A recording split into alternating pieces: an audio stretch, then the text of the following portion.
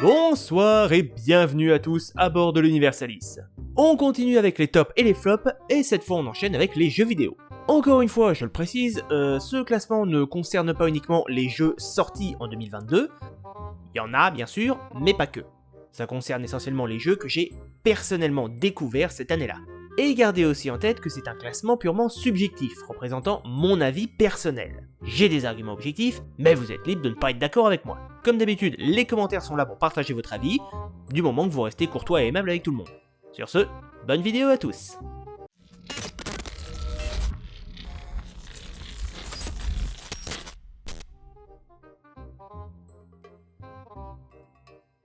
Ok, le principe du jeu, il est tout simple. L'humanité débarque sur Mars et a l'intention de la terraformer. C'est évidemment un jeu de gestion, et laissez-moi vous dire que le simple pitch de base est super intéressant. Il faut réussir à fonder et étendre les différentes villes, tout en récupérant les différentes ressources qui vous seront nécessaires à l'expansion et à la terraformation. Il faut explorer la planète, étudier différents projets scientifiques pour mieux se développer, bien placer ses bâtiments de façon à ce que certains autres puissent en profiter. Il faut récupérer des bactéries, des plantes, des animaux à progressivement implanter sur Mars, parvenir à augmenter les taux d'atmosphère, d'oxygène, de température et d'eau, pour que la planète devienne progressivement viable. Et en plus, tous les 10 ans, vous devez élire un nouveau dirigeant qui possède des compétences et des spécialisations différentes. C'est génial! Mais qu'est-ce qu'il fout dans le flop alors? Déjà, il faut savoir que c'est un accès anticipé. Donc peut-être que dans quelques années, cet avis ne sera plus du tout valable. Le principal problème de Terraformers, c'est le soutien. Vous n'aurez ni bataille ni guerre à subir. L'inconvénient, c'est que vos habitants ont besoin d'être relativement heureux et suffisamment confortablement installés pour continuer à vous soutenir. Ce qui est logique. Le problème, c'est que pratiquement tous les 10 ans, le besoin de soutien des habitants augmente de façon exponentielle. Et si jamais votre niveau de soutien atteint 0, eh ben c'est game over. En soi, c'est pas gênant, sauf que le système de gestion de Terraformers est lent. Il vous faut du temps pour réussir à exploiter suffisamment de ressources pour devenir autonome. Il vous faut beaucoup de temps. Ajoutez à ça que le terrain de base est aléatoire, que vous commencez pas à apporter des mêmes spots de ressources à chaque partie, et parfois même vous allez vous retrouver dans une zone de départ complètement vidée de certaines ressources qui sont pourtant vitales pour votre progression. Et là encore, de base tout ça, c'est pas gênant. Mais comme je le disais, le besoin de soutien, il augmente régulièrement, et beaucoup, à tel point que quand vous commencez une partie, votre principal objectif, c'est de vous assurer que vos habitants vous soutiendront à mort, quitte à ne vous occuper des principaux objectifs du jeu, à savoir la terraformation, qu'à la fin. Et très souvent, ça suffit pas. Là encore, s'il y avait eu un niveau de difficulté, ou une meilleure gestion des paramètres, un peu comme avec Frostpunk, j'aurais pu l'accepter et mieux profiter du jeu. Pour tout vous dire, j'ai tenté 6 ou 7 missions. J'en ai réussi une. C'était le tutoriel. Et je l'ai pas réussi du premier coup. Quand tu peux échouer dès le tutoriel, c'est clairement qu'il y a un truc qui va pas. Mais si ce point évolue avant la sortie définitive du jeu, pas de problème. Mais en attendant, non. C'est pour moi trop frustrant et pénible pour être un bon jeu. Et c'est d'autant plus chiant que s'il n'y avait pas eu ce défaut, il serait monté direct dans mes tops. Donc bref, à surveiller dans l'espoir que ça s'arrange. Dans le cas contraire, je vous le conseille pas. À moins vraiment que vous aimiez les difficultés vraiment hardcore et l'impossibilité d'en changer.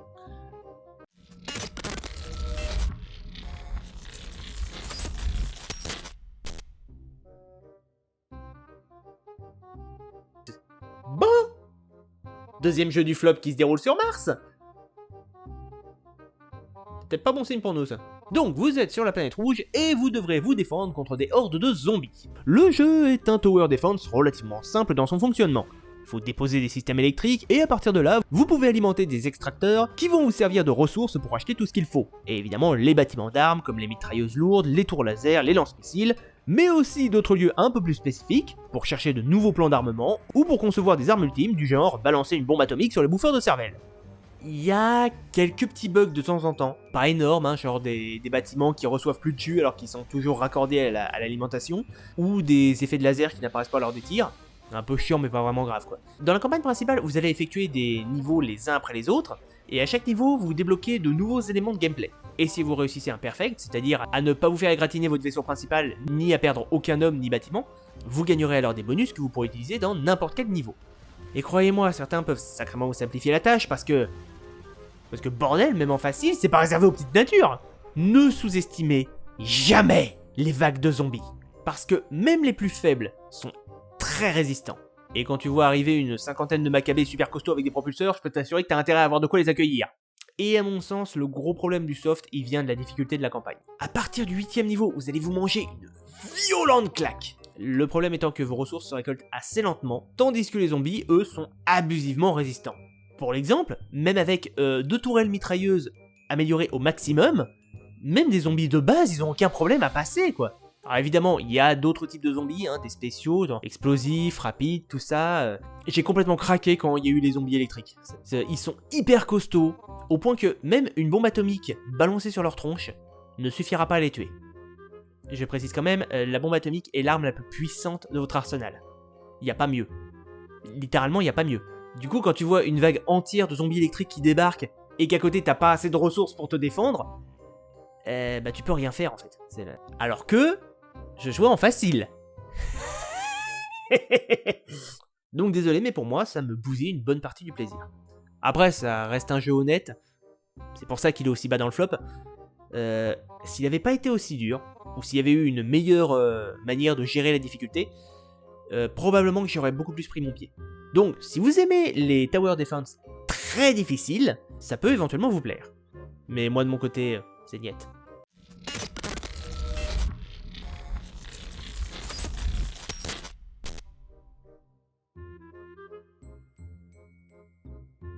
On paraît combien que j'ai des fans du jeu qui viennent m'insulter dans les commentaires? Bon, alors comment dire, le jeu est très beau, il est très grand. Alors qu'est-ce que je me suis fait chier? Nous suivons le personnage de Jin Sakai pendant l'invasion des Mongols de 1274, et suite à la défaite assez cuisante des samouraïs de l'île de Tsushima, le jeune homme va s'éloigner des méthodes honorables pour plus se rapprocher du style des ninjas, en attaquant discrètement, en empoisonnant ses cibles, pour permettre la libération de son territoire et repousser les Mongols.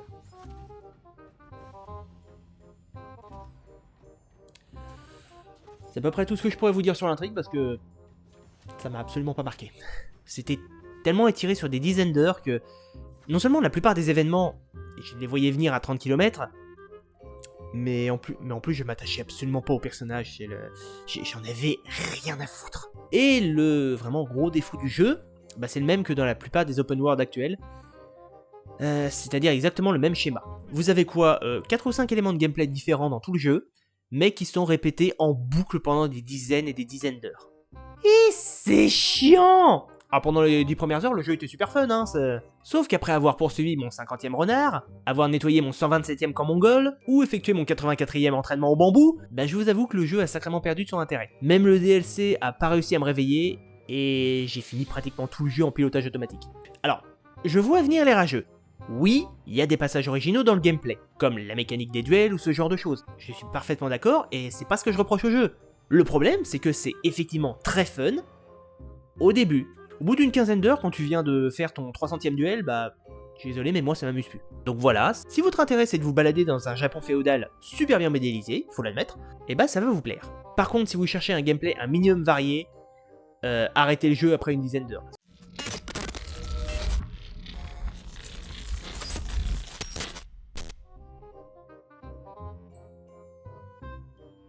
Alors déjà, ce jeu est un DLC de Marvel Spider-Man. N'essayez pas de le voir autrement, c'est un DLC. Le problème est que le premier jeu Spider-Man était tellement bien écrit, tellement bien maîtrisé, il y avait quelques failles, bien sûr, notamment dans le premier DLC, mais globalement, je considérais que c'était un des meilleurs scénarios qu'on pouvait avoir avec Spider-Man. Donc autant vous dire que le Miles Morales là, je l'attendais au tournant. J'étais vraiment impatient de découvrir ce nouveau Spider-Man et... c'est décevant. Il y a plein d'incohérences, genre Miles Morales qui peut absorber l'énergie de réacteurs quasi nucléaires, mais qui bloque devant une barrière électrique, va te faire foutre. De facilité scénaristique, genre le grand méchant Tinkerer qui, pile au moment où il faut pas, décide de ne plus écouter Spider-Man parce que sinon il n'y a pas d'affrontement final, et de révélations ultra prévisibles, genre l'identité de Tinkerer, ou encore la toute fin du dernier combat. Et surtout, le jeu fait à mort repompe du premier. Je suis pas un grand habitué de Miles Morales, mais d'une part, sauf erreur, c'est pas un scientifique. Putain, c'est quand même impressionnant. Les 2 Spider-Man à la suite sont des génies scientifiques. Quel coup de bol! Alors que on aurait pu avoir un Spider-Man qui aurait sa propre personnalité, qui au lieu de passer par la science, se serait concentré sur les arts et la ruse. Là non. Miles Morales aurait dû avoir sa propre personnalité, son propre gameplay. Là, littéralement, c'est Spider-Man, mais en black. Vous prenez Spider-Gwen par exemple. Là encore, à moins que je me gourre, elle non plus, c'est pas du tout une scientifique. Je crois qu'elle est plus orientée vers la musique et le droit, un truc comme ça, celle. Et vu que Miles a des pouvoirs censés être beaucoup plus puissants que ceux de Peter Parker, à savoir générer de l'électricité et devenir invisible, on aurait pu davantage diversifier le gameplay, qui était déjà répétitif dans le premier jeu, mais moins qu'ici. Et là, franchement, j'ai peur. Parce que Marvel Spider-Man était très cool à jouer, malgré ses défauts. Mais alors, si l'épisode 2 prend la même démarche scénaristique et technique de la version Miles Morales, alors Marvel Spider-Man 2 sera une merde. Vous avez un premier épisode qui était majoritairement très bon, et un nouveau héros qui a la possibilité de faire énormément varier le gameplay. Et vous en faites un bête copier-coller. Ouais bah si c'est pour jouer à ça, merci mais j'ai plus intéressant à tester quoi.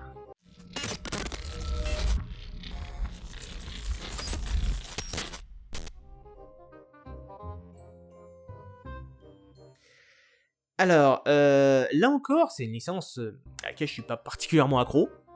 J'ai surtout joué au 4. C'est le 4 où on a une espèce de délire Matrix avec des super pouvoirs et des aliens. Là, qui était cool, mais monstrueusement répétitif.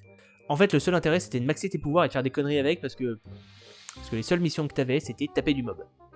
Donc, quand a été annoncé un reboot de Saints Row, je sais pas pourquoi, mais j'ai espéré qu'on aurait droit à un peu plus d'originalité. Ce qui n'est absolument pas le cas.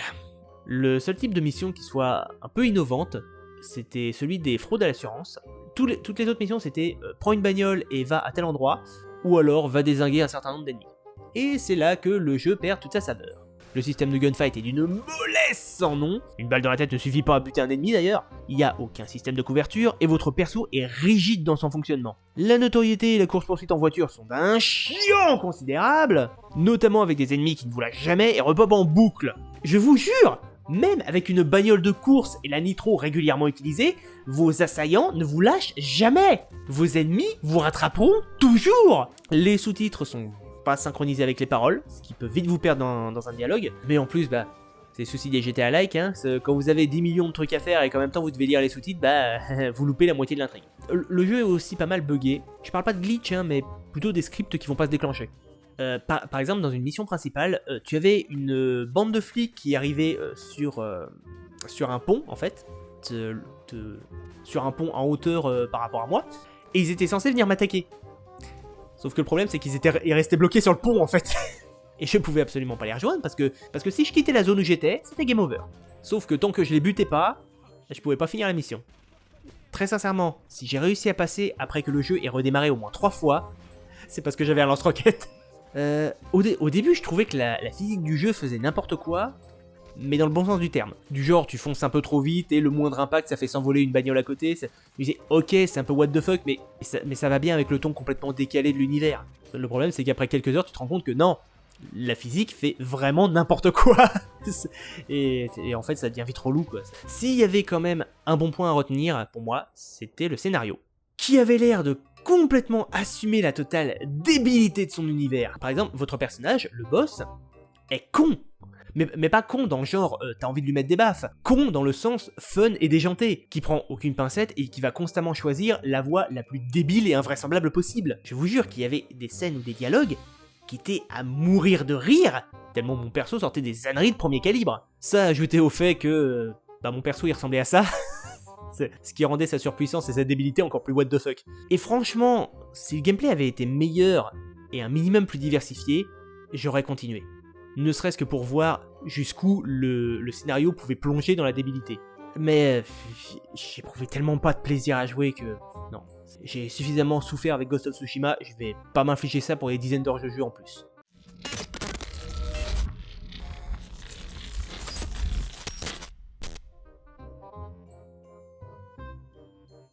Nous avons affaire ici à un rail shooter en vaisseau spatial. Alors pour donner une idée, apparemment ce serait plus proche du style de Star Fox. Mais j'avoue que j'ai jamais joué à Star Fox, donc ce sera à vous de confirmer si c'est le cas ou pas. En gros, vous contrôlez un chasseur à la troisième personne sur une voie prédéterminée, le joystick gauche servant à déplacer le vaisseau et son angle de tir, et vous serez agressé par des vagues d'ennemis dont il faudra éviter les assauts tout en les mitraillant avec vos fusils laser et autres missiles. Évidemment, au fil des missions et des objectifs, vous allez amasser de l'argent qui vous servira à améliorer votre vaisseau, le bouclier et la coque pour la défense, les lasers et les missiles pour l'attaque. Et le jeu réussit à avoir quelques idées assez intéressantes. Par exemple, comme sur un rail shooter, le joystick droit qui d'ordinaire contrôle la caméra ne sert absolument à rien, donc ici il sert de raccourci pour d'autres touches, genre les dash ou l'accélération.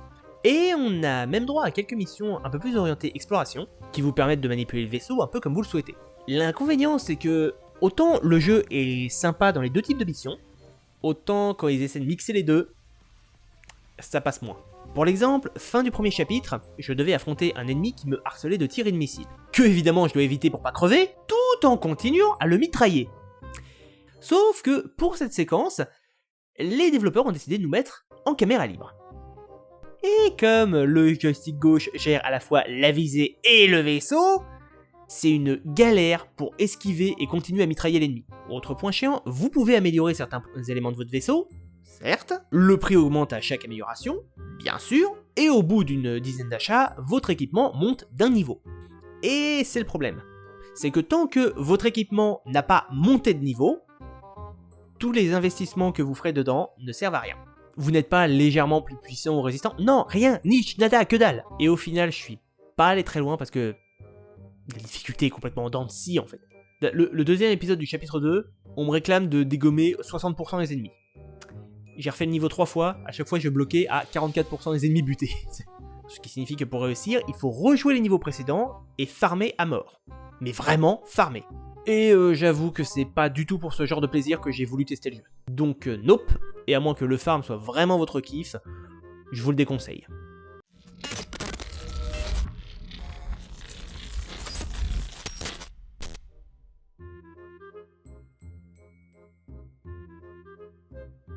Un jeu dont probablement personne n'a jamais entendu parler, et que j'ai moi-même découvert totalement par hasard. J'ai jamais beaucoup joué à des shoot 'em up spatiaux. Je me souviens qu'il y en avait un que j'adorais. C'est probablement le seul auquel j'ai joué de ma vie. Sauf que c'était sur Game Boy il y a plus de 25 ans. Dans ma tête c'était TIE Fighter ou un truc comme ça, mais c'est le... J'ai jamais réussi à le retrouver, donc voilà. Si jamais le titre vous rappelle quelque chose, n'hésitez pas. Hein. Donc bon, l'idée de me relancer dans un vrai shoot 'em up spatial en 2D, mais récent, je me suis dit, allez, why not?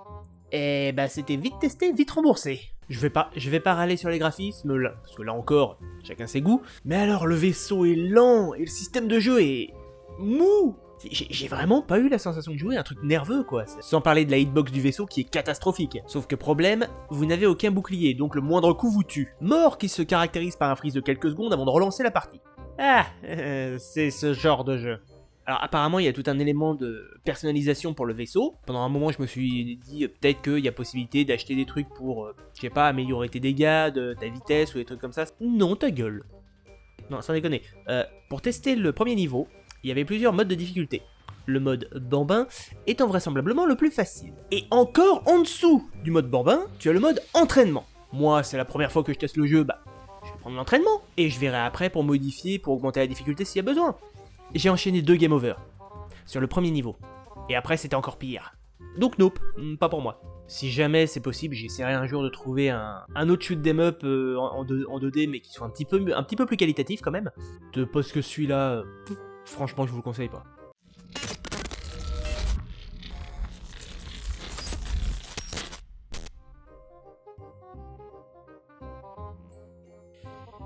Alors, ça va être très rapide et on va se mettre d'accord tout de suite.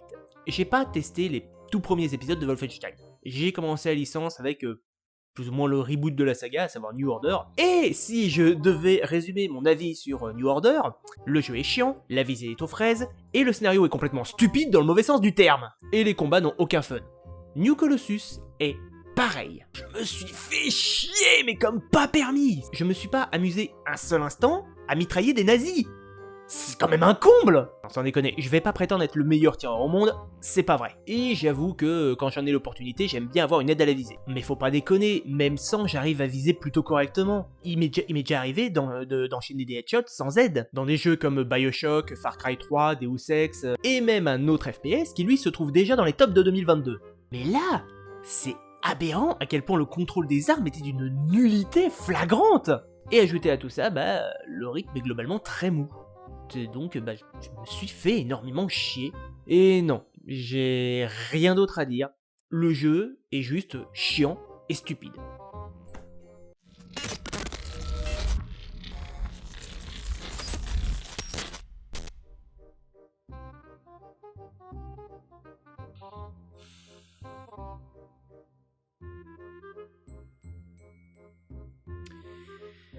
Alors, je vais me montrer honnête. À la base, j'avais l'intention de mettre ce jeu beaucoup plus haut dans les flops. Mais après discussion avec un gars qui avait plus de connaissances que moi dans le domaine du PC, et qui du coup a pu tester différentes versions du jeu, je l'ai un peu rabaissé. Parce que visiblement, jouer sur PC avec une config acceptable n'est pas suffisant pour que le jeu soit bon. En gros, il vous faut minimum un PC de la NASA pour espérer un jeu qui soit correct. Ce que personnellement je traduis par « t'es pauvre ? Tant pis !» Donc bref, j'ai testé le jeu en octobre-novembre, un truc comme ça. Donc, clairement, là, il est censé avoir eu tous les patchs correctifs possibles et imaginables. Eh ça suffit pas. Dès le début, j'ai eu un tas de bugs graphiques, des persos qui passent à travers les portières des voitures, des animations faciales qui ne se déclenchent pas. À un moment, j'ai même eu droit à une fusillade en course-poursuite, et mon arme à feu ne faisait aucun bruit. Oh, félicitations, meilleur jeu de l'année, donnez-leur toutes les récompenses qu'il vous faut. N'importe quoi. Je trouve le jeu absolument pas fun à jouer, ni même particulièrement intuitif. Par exemple, la conduite. Toutes les voitures ont des roues à savonnette. Je pense que les véhicules de Cyberpunk sont parmi les pires que j'ai pu conduire dans des jeux vidéo. Je pense même que c'est pire que le Warthog de Halo 1. Même dans Saints Row 2022, la conduite était beaucoup plus maniable. Parce que dans Saints Row, ok, la physique est foireuse, mais au moins votre véhicule dérape pas à chaque fois que vous effleurez le volant. Le système du piratage est pénible et pas amusant, j'ai trouvé. Le tutoriel vous explique bien comment gérer, mais il vous explique uniquement la version simpliste pour enfants attardés. C'est-à-dire que vous pouvez parfaitement réussir à comprendre tout seul. Par contre, le premier piratage que vous faites, vous, de votre côté, on y ajoute une complication, mais elle, on vous a pas expliqué ce que ça impliquait. Du genre, vous avez plusieurs codes à rentrer. Ok, est-ce que ça veut dire qu'il faut que je rentre les deux codes, ou est-ce qu'il faut un seul ça suffit, ou Et en vrai, peut-être que l'univers est ultra détaillé, ultra cool et tout ça, en tout cas ça en a l'air, et peut-être que le scénario est hyper intelligent. C'est CD Projekt, d'expérience, tout ce qui est scénario et univers, ça va, ils le gèrent. Je sais qu'ils prennent pas cette partie du développement à la légère. Mais là, j'ai abandonné le jeu parce que c'est injouable. À aucun moment, je n'ai pris du plaisir à jouer. Le gameplay est lourd, bancal, c'est aléatoire parfois, et buggé as fuck. Sérieux, j'ai tenu jusqu'à la première fusillade chez les Borg, je crois.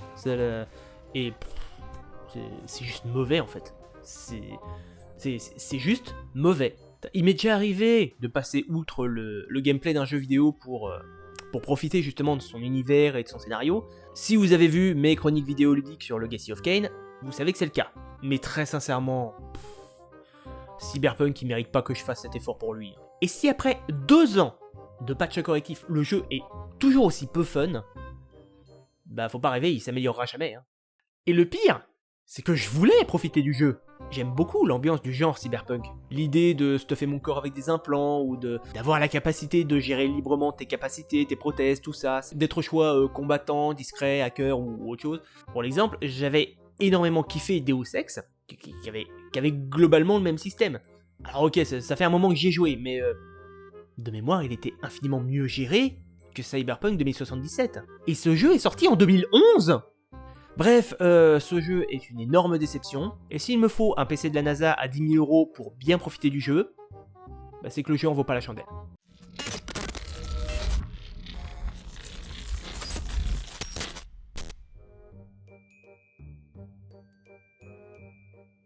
Putain, j'étais pressé de le tester celui-là.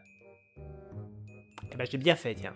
Le pitch, il y en a pas. Chaque chapitre se contente de vous faire revivre une aventure de nos 2 héros, de façon très résumée, chez les Bretons, les Normands, tout ça, etc. Alors, pour ce qui est technique, Le jeu est magnifique. Vraiment, c'est sublime, on se croirait dans un dessin animé. C'est très bien animé, il y a beaucoup de références aux histoires d'origine. Chaque ennemi a été pensé de manière à réagir au shop de vos personnages.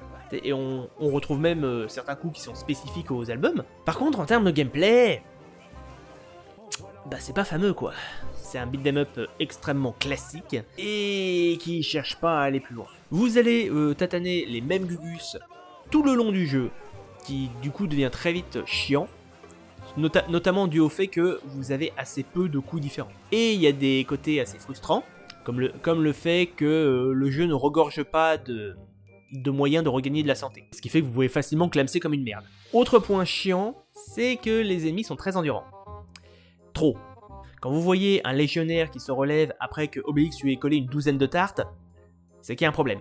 À la limite, j'aurais largement préféré que les mobs soient moins endurants, mais qu'il y en ait beaucoup plus. Ça aurait donné un meilleur côté en invasion de Romain, et en même temps, ça aurait davantage rendu hommage à la surpuissance des héros, en fait. Ça manque aussi énormément de variations dans le gameplay, en fait. Tenez, par exemple, à un moment, dans la partie avec les Normands, comme dans la bande dessinée, Astérix revient avec Assurance Tourix, ce qui est précisé dans la narration du jeu. On y va avec le soutien d'Assurance Tourix. Donc je me suis dit, ok, on va avoir une option de gameplay, on a un cooldown et de temps en temps on appuie sur un bouton, ça fait apparaître Assurance Tourix qui chante, ça fait un truc genre ça stun les ennemis ou des trucs comme ça, Non, c'est juste le mec, vous l'avez dans votre inventaire et il sert à rien. Autre truc, c'est vous passez votre temps à ramasser de l'argent. Est-ce que ça va vous servir, genre, entre deux niveaux, à améliorer des attaques ou à débloquer des trucs? Non. C'est juste votre score. Et en dehors de la partie baston, bah le jeu est vachement frileux en fait. Donc non, à moins que vous soyez vraiment un fan hardcore d'Astérix et Obélix, je vous le conseille pas. Et pour être franc, à l'heure où j'enregistre cette vidéo, le jeu plein tarif, il est à 30€. Clairement, il les vaut pas. À la limite, testez-le quand il coûtera 5€. Et encore, c'est pas rentable.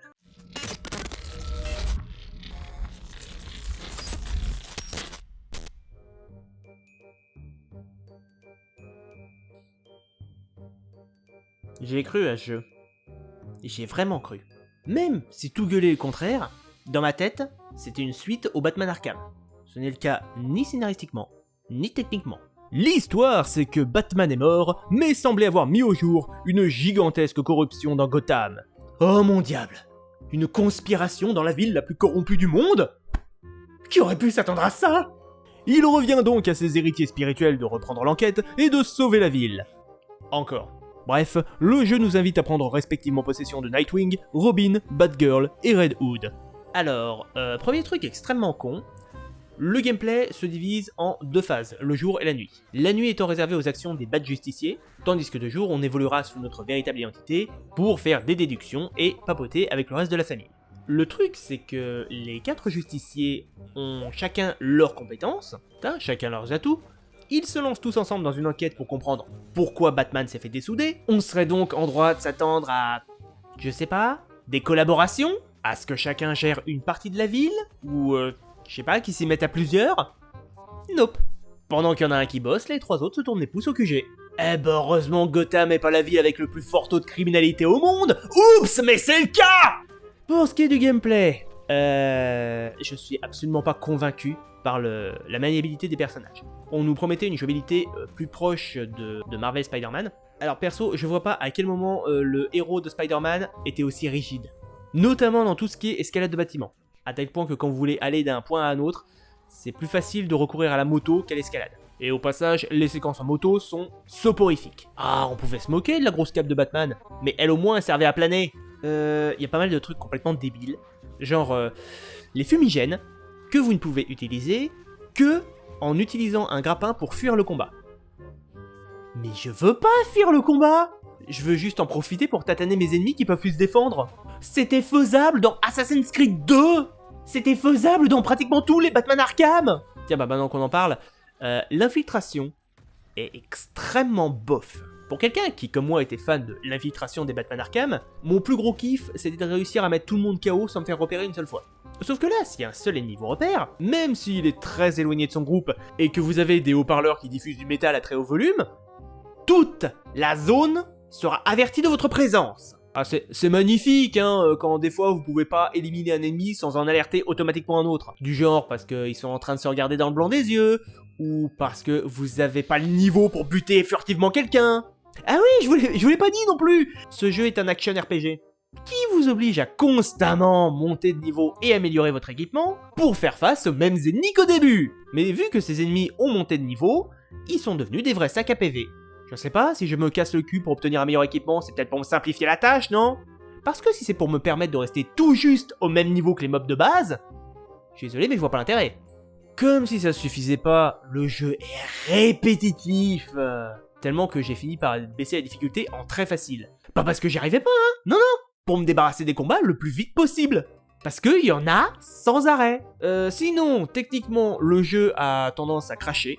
Alors pas tout le temps, certes, et la sauvegarde automatique permet de bien pallier le problème.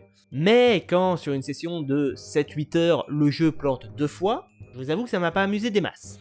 Et pour finir, j'ai abandonné. Le scénar avait l'air intéressant, hein, avec la fameuse cour des hiboux, mais en vrai c'était pas suffisant, quoi. Le gameplay est tellement redondant et imparfait que j'avais pas envie de m'infliger ça pendant encore des dizaines d'heures. Sérieusement, j'ai dû faire 7 ou 8 nuits, j'étais à peine au chapitre 2, j'en avais déjà ras-le-bol. Gotham Knight, c'est littéralement un Assassin's Creed dans l'univers de DC Comics. C'est exactement le même gameplay chiant et répétitif. Et je vois pas pourquoi je m'affligerais ça volontairement.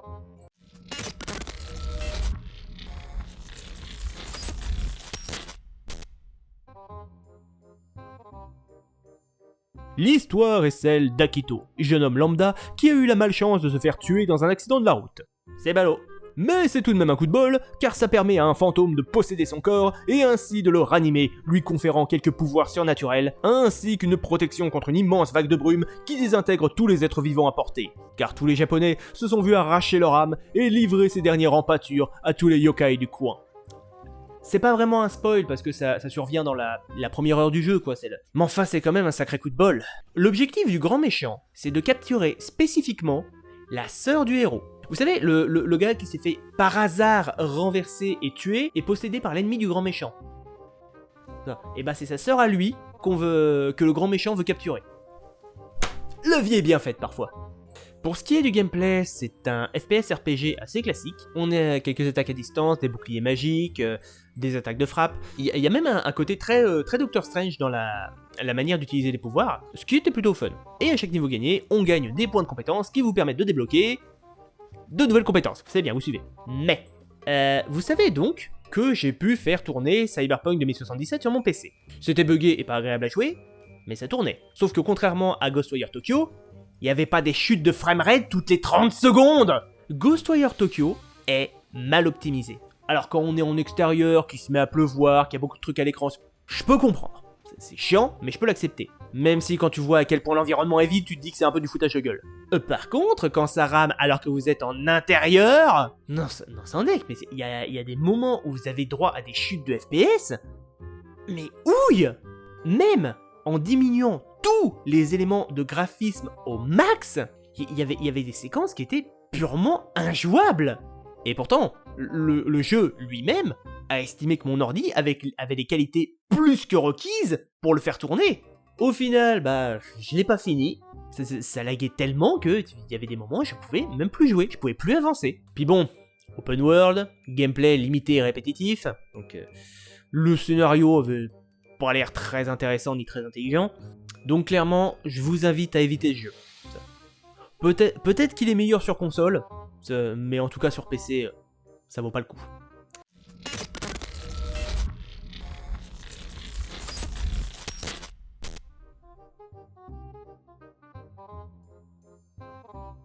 Alors, comment donner mon avis sans risquer de vexer personne? Ce jeu est une merde. Grosso modo, l'histoire, c'est que vous incarnez la reine des succubes qui se fait trahir par le démon Baphomet, qui a l'intention de se débarrasser de vous pour conquérir vos terres infernales. Notre cher succube va donc se lancer dans la reconquête de son royaume. Voilà. Le scénar tient sur une feuille de PQ. Alors, sauf erreur, le soft est censé être un spin-off du jeu Agony, que j'ai pas testé. Mais vu que toute la critique d'internet semble unanimement le désigner comme une grosse merde, et vu mon propre ressenti sur Succubus, non seulement je vais les croire sur parole, mais en plus je me demande comment les développeurs ont pu vendre suffisamment d'exemplaires pour réussir à sortir une quasi-suite. Bref, vous incarnez donc une succube dans un environnement infernal extrêmement dirigiste. Alors attention, je dis pas qu'un cadre resserré de gameplay, c'est mal. Si vous suivez mes vidéos, vous connaissez mon avis dessus. Mais là, c'est scripté as fuck, et le principal point du gameplay, à savoir les combats, ils sont pas mauvais, Ils sont à chier. Et les combats, il y en a sans arrêt. Vous êtes constamment à vous battre avec un système qui est mou, brouillon et dépourvu de la moindre essence de fun. Alors certains vont certainement défendre le jeu en tentant de me dire qu'il s'agit d'une vision particulièrement cauchemardesque de l'enfer, et même que c'est un soft qui se veut sérieux avec une héroïne dépourvue de scrupules et de pudeur. Ce à quoi je répondrai que vos arguments sont complètement pourris. Des visions de l'enfer cauchemardesque, il y en a eu infiniment plus et qui étaient plus marquantes. Bloodborne, Constantine, même qu'on en avait un aperçu dans Lost for Darkness, même les enfers de Hades et de God of War étaient infiniment plus marquants que ça. C'est pas juste en mettant du gore et des murs de chair ensanglantée avec des martyrs qui se font torturer tous les 3 mètres que ça en fait un environnement avec une bonne ambiance. L'héroïne, j'ai aucune raison de m'y attacher. Certes, dans les premiers jeux, Kratos était aussi du genre à éliminer les innocents, mais enfin lui c'était pour servir sa progression. Là on est invité à torturer et tuer des gens incapables de se défendre, pour rien. Alors oui, la première fois qu'on fait un avortement à coup de poing enflammé, j'avoue que c'est assez surprenant, c'est assez original, mais après... c'est juste faire du choquant pour choquer en fait. Pareil avec l'aspect pornographique du jeu. Oui, il y a énormément de nudité, et l'héroïne étant une succube, elle est donc extrêmement sensuelle. Et il y a effectivement des scènes de fion, gratuites. Et c'est un autre problème. Tu veux nous faire jouer une succube qui baise pour récupérer de l'énergie ou améliorer ses compétences? Pas de problème. Par contre, si c'est juste foutre une scène de cul pour foutre une scène de cul, bah autant que j'aille me mater un porno, ça m'évitera le gameplay pourri. Les God of War aussi, ils avaient des scènes de cul. Mais si vous les faisiez, non seulement on ne voyait rien, mais en plus, ça vous donnait de l'XP, qui était essentiel pour améliorer vos armes et vos pouvoirs. Sauf que dans Succubus, le cul ne sert à rien. Traduction, si vous voyez passer ce jeu sur Steam, même s'il est en solde à 50 centimes, zappez-le. Cochez la case ignorer, ce jeu est mauvais. C'est une perte de temps et d'argent, gardez votre fric pour quelque chose qui a un minimum d'intérêt.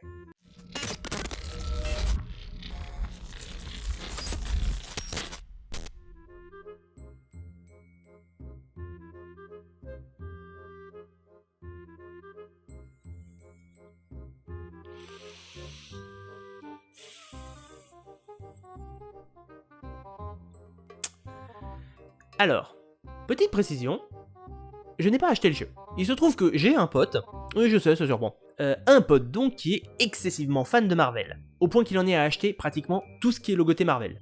Chacun ses passe-temps, je juge pas. Mais du coup, en apprenant qu'il avait le jeu Marvel's Avengers, je me suis dit, bon, c'est peut-être l'occasion de tester un petit peu pour voir ce que ça donne. Et du coup, il m'a dit, ok, je te file accès à mon compte pendant quelques jours. Parce que je vous avoue que il était déjà pas question que je dépense un copec pour ce jeu, mais alors, maintenant que j'ai testé, c'est confirmé, ne dépensez pas d'argent pour ce jeu. L'histoire nous raconte comment les Avengers ont été accusés d'avoir plus ou moins détruit une partie de la ville, et leur groupe est dissous. Ce n'est que quelques années plus tard que Miss Marvel va tenter de les retrouver pour renverser la dictature totalitaire qui oppresse le peuple. J'ai eu un petit espoir pendant l'intro quand on ne contrôlait que Kamala, puis le scénario a décidé de me faire incarner les différents Avengers. Au gameplay tous différents les uns des autres, et c'est de la merde. Ah non, je n'exagère même pas. Quand tu joues Thor et Hulk, qui sont pas foutus de mettre KO un mob de base, c'est qu'il y a un problème. Et clairement, il y a un souci de maniabilité. Quand tu vois les cinématiques avec des héros qui sont hyper agiles et tout, et qu'après, quand t'en prends le contrôle, tu diriges un camion Ben, niveau graphisme, c'est beau, mais c'est pas propre. Il y a qu'à voir les effets sur les cheveux et les barbes qui font du clipping assez régulièrement. D'ailleurs, il y a énormément de bugs graphiques dans le jeu. Et un autre truc chiant, c'est que le gameplay est mou. Il y a eu que Black Widow qui s'en était tiré avec les honneurs, et un petit peu Kamala, qui elle avait une Nexus logique de partir au niveau 1. Ah, et au passage, si vous trouviez que la version de Taskmaster dans le film Black Widow était pourrie, c'est pire dans Marvel's Avengers. Et le problème du gameplay mou, c'est que c'est encore moins excusable quand on est dans un jeu couloir avec des événements scriptés. Littéralement, le seul élément de gameplay, c'est affronter des vagues d'ennemis, et un petit peu de plateforme. Ah, et il y a aussi un peu d'infiltration. Pourrie et simpliste à l'extrême, bien sûr, mais qui au moins n'est pas horriblement frustrante. On a aussi tout un système de chasse aux collectibles qui vous servent d'amélioration d'équipement censé vous donner plus de patates. Sauf que, on va se dire la vérité tout de suite, c'est long, chiant et inutile. Et comme si ça ne suffisait pas, le jeu offre un système de paiement avec de l'argent réel pour obtenir les trouzaines d'équipements à débloquer au fil du jeu. Pompe Afrique, c'est la pompe Afrique. Sinon, la vibration de la manette est obligatoire, ce qui me fait extrêmement chier, c'est le... je sais pas pour vous, mais moi, en général, quand j'ai une manette entre les mains, la vibration me fait immédiatement sortir du jeu. Chaque fois que j'en ai l'opportunité, je la désactive. Le design sonore est à chier, ça manque de fluidité, on a des problèmes de synchro labial, les missions sont toutes les mêmes, et sont un vide abyssal en termes de gameplay. L'IA des alliés est complètement aux fraises, sans parler bien entendu des bugs et de l'instabilité du soft. Ma session de jeu n'a pas dépassé la dizaine d'heures. Mais pourquoi? Parce que le jeu a craché 3 fois en une soirée. Alors certes, Succubus est extrêmement mauvais. Mais lui au moins il était stable. Mais du coup c'est largement suffisant pour constater que Marvel's Avengers mérite bien son titre de AAA. À mépriser, à chier, à jeter. En vrai, si le jeu avait fait un meilleur effort sur la diversité des niveaux et la variété du gameplay, et qu'au lieu de se focaliser sur tous les Avengers, on s'était concentré que sur un seul, à savoir Kamala Khan, probablement que ça aurait permis de dynamiser la jouabilité et de fluidifier un peu le tout. Mais soyons sincères, ce jeu n'est pas un jeu, c'est une publicité pour pomper le fric des fans, rien d'autre. Et je suis bien content de pas avoir dépensé un centime pour le tester celui-là. Sérieusement, je me suis senti arnaqué et insulté pendant toute ma session. Ceux qui l'ont acheté plein pot, j'ose même pas imaginer. Mais bon, en même temps, le jeu est de Square Enix, donc est-ce que c'est vraiment si étonnant que ça? Bref, c'est un jeu vidéo que je ne conseillerais même pas à mon pire ennemi. Je vous invite très fortement à bloquer toute publicité en lien avec ce jeu, et à carrément nier son existence.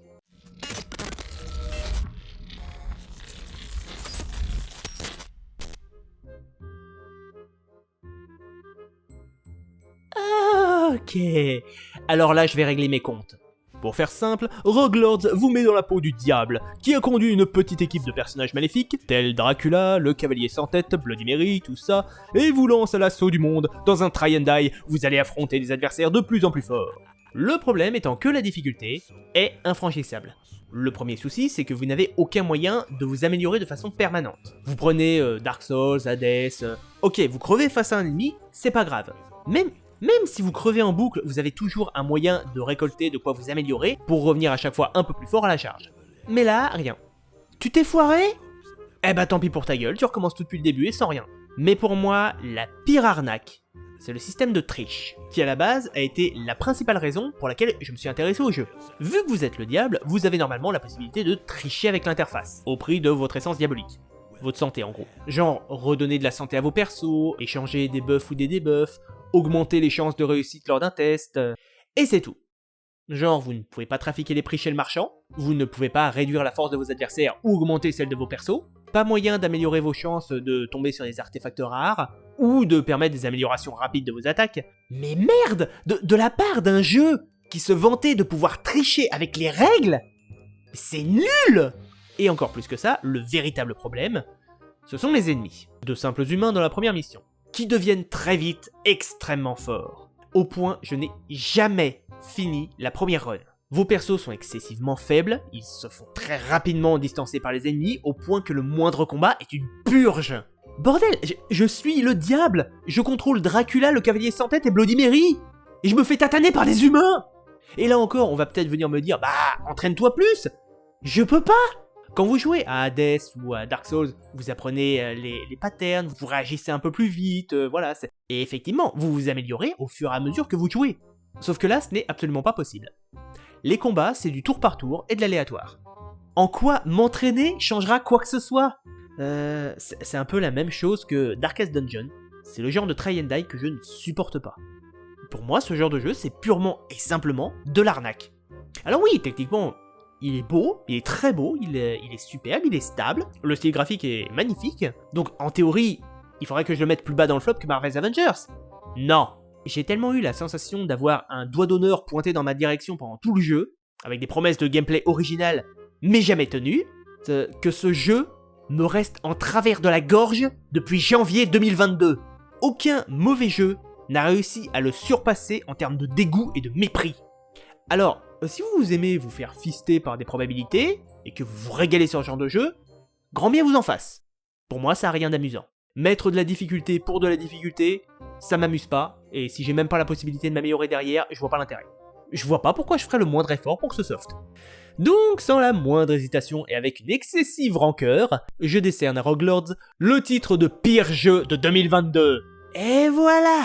On en a fini avec les flops de jeux vidéo de 2022. Du coup, je vous invite à me retrouver dès demain pour cette fois le top des jeux vidéo de 2022. Je vous souhaite donc une excellente soirée et à bientôt à bord de l'Universalis.